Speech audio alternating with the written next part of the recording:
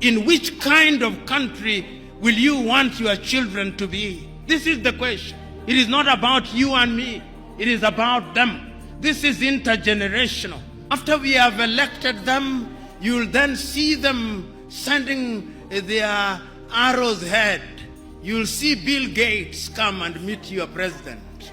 You'll see Tony Blair come and meet your president. You'll see Macron come and meet your president. You'll see all of them. And then they will never admit, but they'll be told, if you want money in agriculture, behave this way. If you want money in this area, behave this way.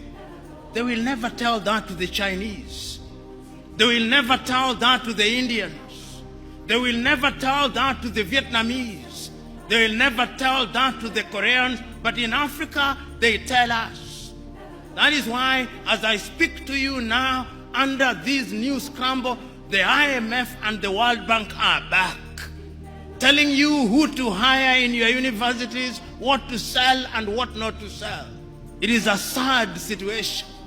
So today, as I look at Africa in that new scramble, the Chinese are here, the Turks are here, the British are here, the French are here, the Qataris are here, the Americans are here. This time round, they are so subtle that we don't even recognize them, but they control us. What are we going to do about it? In order to develop, we must do something.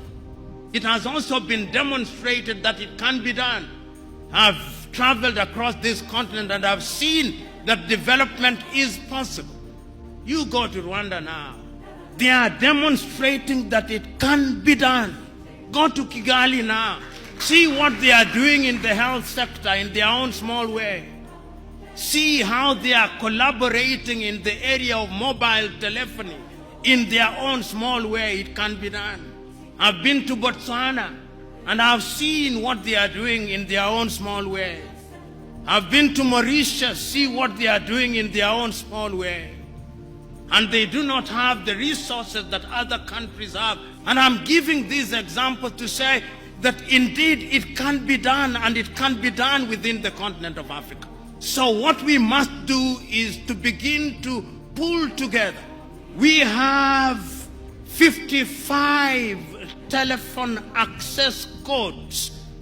Nigeria 234, Ghana 233, Kenya 254, Tanzania 255, Uganda 256, Zambia 260, Zimbabwe 263.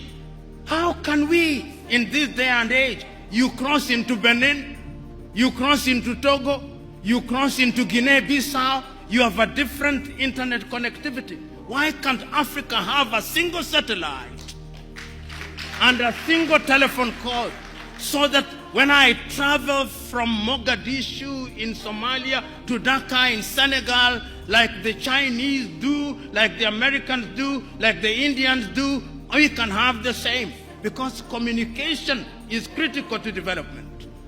And I'm saying this, part of my agenda is to prick your conscience with live examples, that you may go out there irritated, but irritated to do the right thing.